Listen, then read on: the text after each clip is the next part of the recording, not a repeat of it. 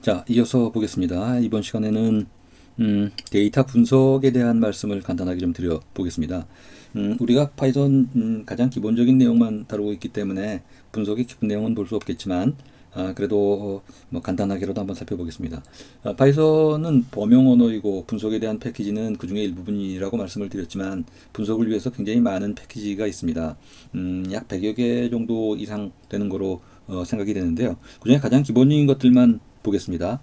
보시면 여기 지금 왼쪽에 보시면은요, 사이파이, 스태츠 모델, 넘파이 등등의 여러 패키지들, 주요한 것들이 있습니다. 이 외에도 굉장히 많은 분야별로 특화되어 있는 패키지들이 많이 있고요.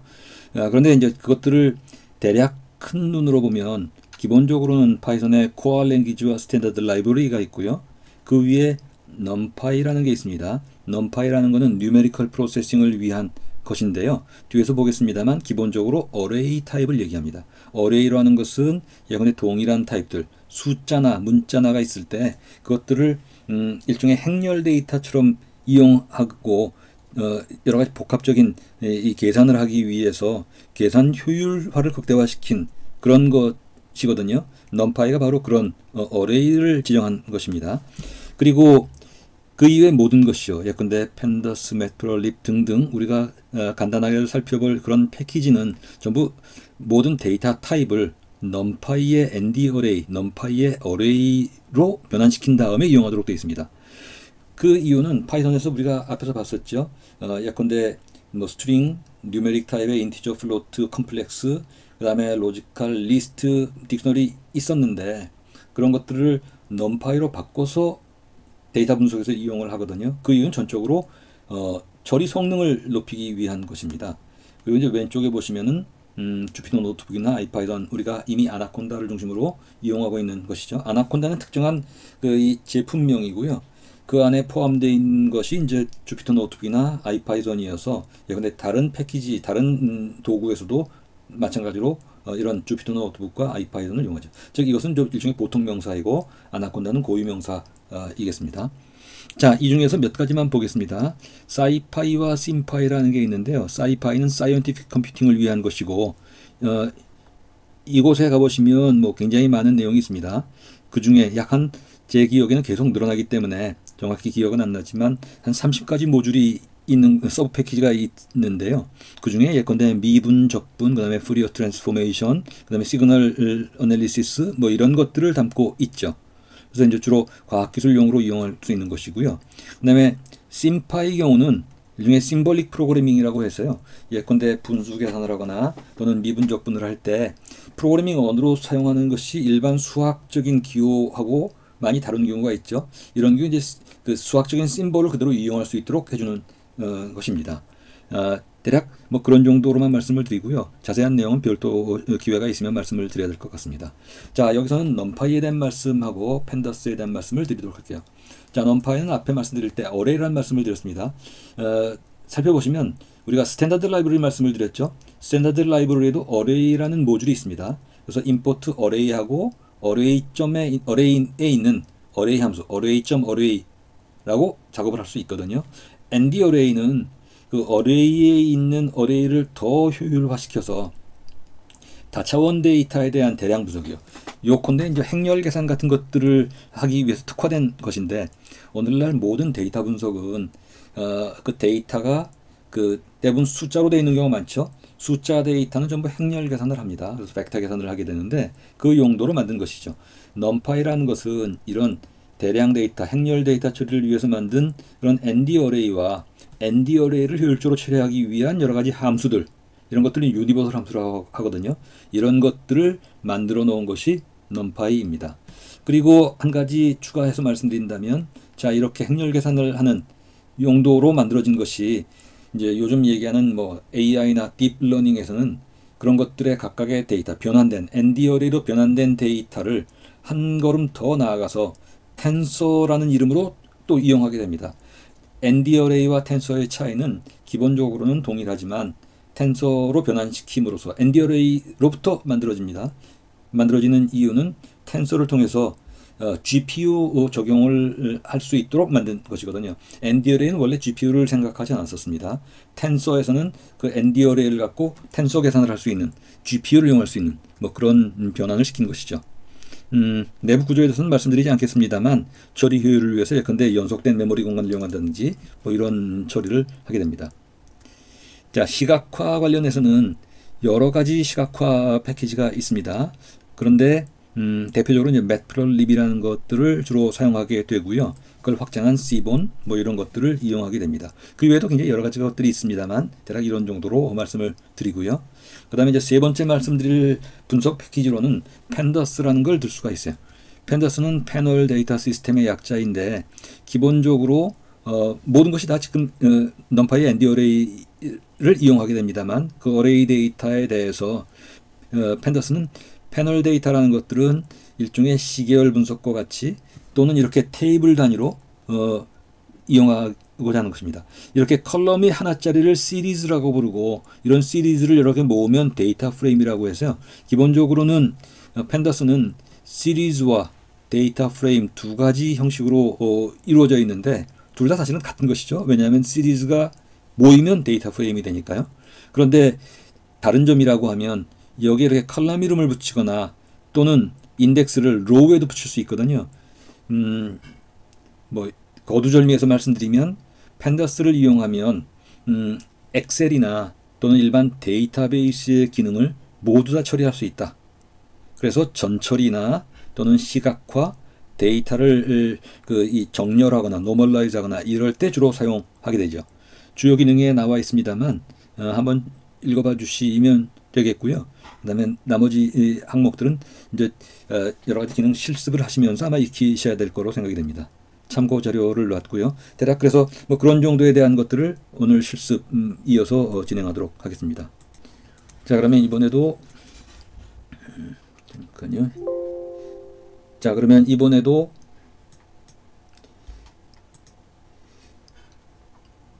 주피터 노트북을 이용해서 보도록 하죠. 그러면 파트 5가 있네요. 파트 5를 열도록 하겠고요. 자, 그래서 여기서는 우리 앞에서 봤던 내용들을 중심으로 한번 보도록 하겠습니다. 자, 여기 지금 나와 있는 것은 대폭 줄이긴 했지만 원래 오리지널은 지금 여기 캐글에 있는 것들을 가지고 왔습니다. 그래서 제가 시간상 축약하거나 삭제한 것들이 있는데 나머지 것들은 뭐 이곳에 가서 보시면 되겠고요. 이용 방법을 중심으로 한번 쭉 말씀을 드리겠습니다. 자, 먼저 numPy를 보면 import numpy 하는데 np라고 일종의 에일리어스 별명을 줬습니다. 왜냐하면 numpy 다 쓰기 싫으니까 줄여서 쓰기 위해서 그런 것이죠. 자, 그래서 만들고 그런데 지금 여기 numpy가 설치가 안 돼 있나 보죠. 자, 이런 경우는 사실은 이럴 때는 below를 놓습니다. 그래서 여기서 느낌표를 주고 pip install 한 다음에 numpy를 주면 됩니다. 이렇게 주면 되고요. 다만 시간상으로 볼 때 이 numpy 이 주피터 노트북 내에서는 좀 시간이 오래 걸리는 경향이 있어요. 그래서 이 부분은 제가 아나콘다 프롬프트를 직접 이용하도록 하겠습니다. 자, 콘다 액티베이트의 파이 310이고요. 별도 창을 여는 이유는 지금 이 세션이 현재 물려 있기도 하고요.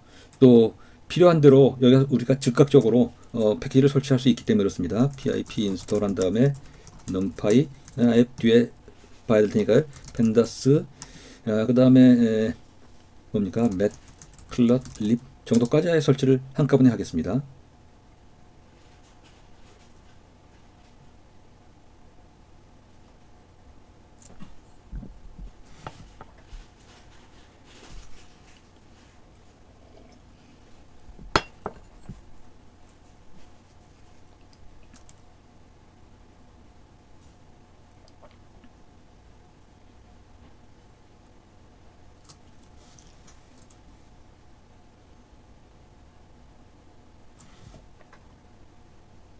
자, 설치가 완료됐고요.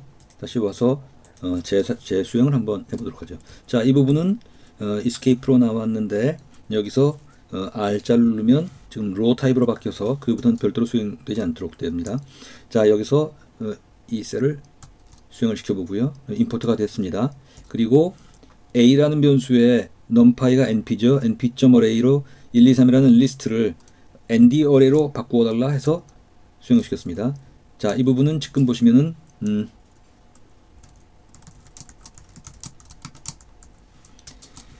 numpy nd array라는 걸 알 수가 있죠. 이렇게 두 개의 리스트를 주고 numpy로 바꿔서 볼 수도 있고요. 자, 그 다음에 이때 예컨대 nd array의 a range는 nd array의 range로, 그러면 2부터 20까지 range를 잡아서 nd array를 만들어 달라는 것이거든요. 그래서 그 만든 다음에 그것에 6이니까 0부터 6이니까 7번째 항목을 출력해 달라 이죠. 그랬더니 2부터 20까지 해서 7개 항목. 예컨대 이것은 보시면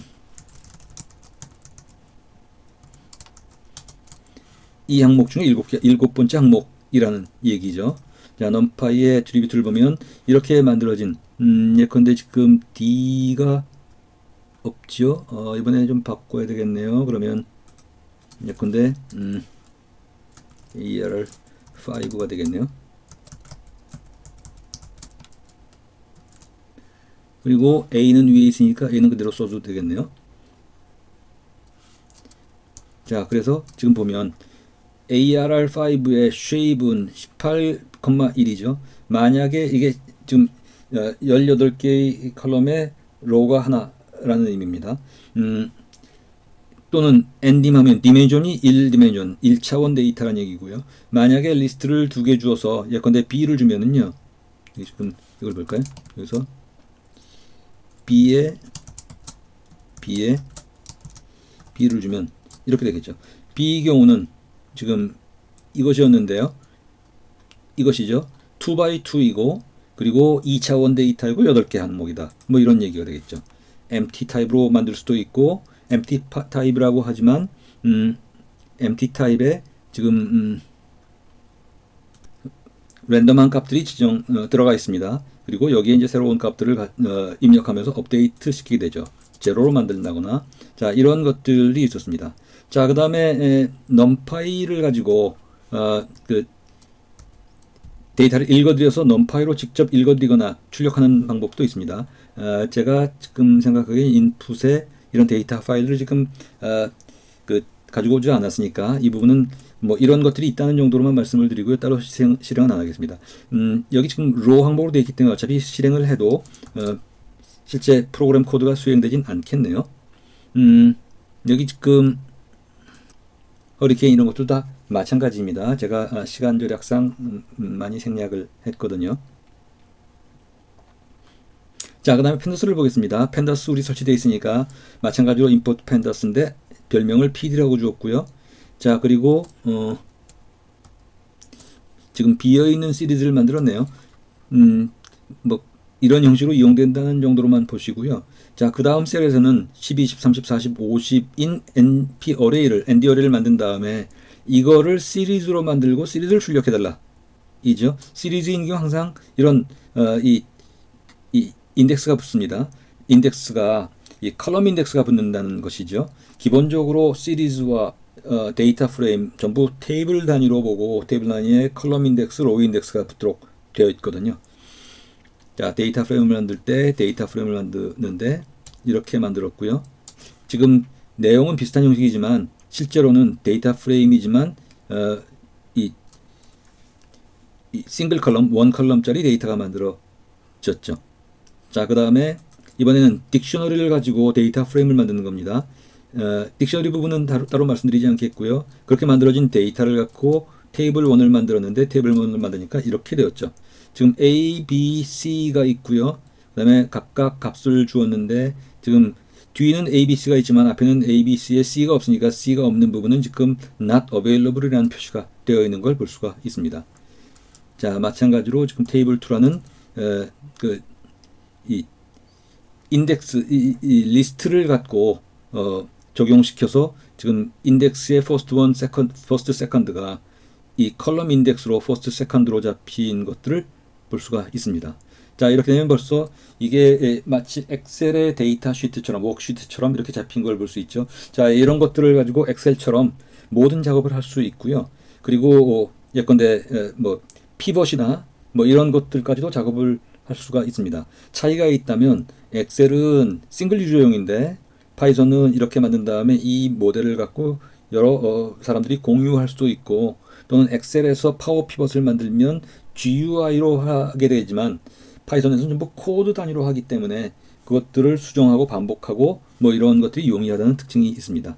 자, 여기서는 지금 데이터의 딕셔너리인데 딕셔너리의 1에는 펜더스 시리즈의 1, 2, 3, 2에는 시리즈의 1, 2, 3, 4, 인덱스는 ABC, 그 다음에 ABCD로 잡아놓고 그걸 데이터 프레임으로 만든 다음에, 즉 데이터라는 딕셔너리, 지금 데이터라는 딕셔너리를 만든 다음에 이 딕셔너리에 대해서 지금 테이블 3라는 데이터 프레임을 만들고 그걸 출력시켰습니다. 그랬더니 지금 1이라는 시리즈, 2라는 시리즈가 만들어진 것이죠. 자, 이런 식으로 하고 그런 것들을 이제 정지하거나 이런 작업을 하도록 되어 있는 것이 데이터 프레임입니다. 컬럼을 추가시킬 수 있고요. 그리고 특정 컬럼을 지울 수 있고요. 그리고 특정 항목을 뽑아낼 수 있고요. 그 다음에 로우를 추가시킬 수도 있고요. 특정 위치의 로우를 추가시킬 수도 있고 등등입니다. 여기 지금 D타입의 플롯 64 이런 것들이 잡혀 있는 걸 볼 수가 있죠. 네, 위치 값에 의해서 iLog이면 인티저 로케이션, 인티저에 의한 로케이션 두 번째 값을 가지고 와라 이죠. 2니까 두 번째가 이제 0, 1, 2니까 세 번째 값이 되겠죠. 자, 그 다음에 append, 즉 뒤에 추가시키는 얘기입니다. 그래서 여기 지금 이 샤프 표시는 전부 이제 코멘트로 막아놓은 것이고요. 그래서 데이터 1이라는 딕셔너리를 만든 다음에 그걸 테이블 파일로 만들어서 출력해 봤습니다. 자, 등등이고요. 그 다음에 이제 데이터를 읽어드리는 것들, 아마 지금 이 CSV 파일을 제가 잠깐 볼까요? 확인을 해봐야겠네요. 카스 데이터를 가지고 왔네요. 그러면 카스 데이터를 읽어서 펜더스로 가지고 와라. 그리고 그것들을 출력을 하는 것들이 빠졌네요. 그러면 프린트에 테이블 언더 CSV인데요. 테이블 언더 CSV를 출력하라. 출력이 됐고요. 실제로 보면 단순한 것이 아니라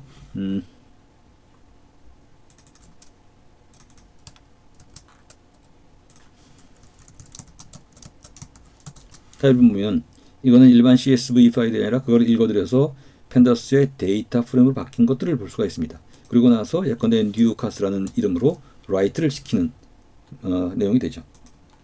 자, matplotlib은 플러팅 하는 것인데요. 임포트를 했고요. 그 다음에 예컨대 이런 경우 PLT라는 것이 지금 matplotlib 패키지에 있는 pyplot이라는 모듈을 가지고 왔고, 그 모듈 안에 있는 plot이라는 함수를 이용하는 것입니다. 그래서 1, 2, 3, 4를 출력을 하라고 했는데, 자, 그러면 지금 1, 2, 3, 4죠. 1, 2, 3, 4 값을 1부터 4까지입니다. 그 다음에 X축에 맞춰서 Y 값이 1, 2, 3, 4라는 의미로 진행이 됩니다. 자, 레인지로 보면 X가 레인지 5인데, 즉 0, 1, 2, 3, 4이죠. 지금 이 부분을 얘기합니다. 이 부분에 의하면 X에는 0, 1, 2, 3, 4가 들어가게 되고요. 그런데 플러스를 할 때는 PLT에 플러스를 주는데 X축은 X값, 즉 0, 1, 2, 3, 4가 되겠고요. Y축의 값은 각각을 제곱하는 내용이 되는군요. 그래서 찍었더니 X는 그대로인데 Y는 각 1일 때 1, 3일 때 9 이런 식이 되죠.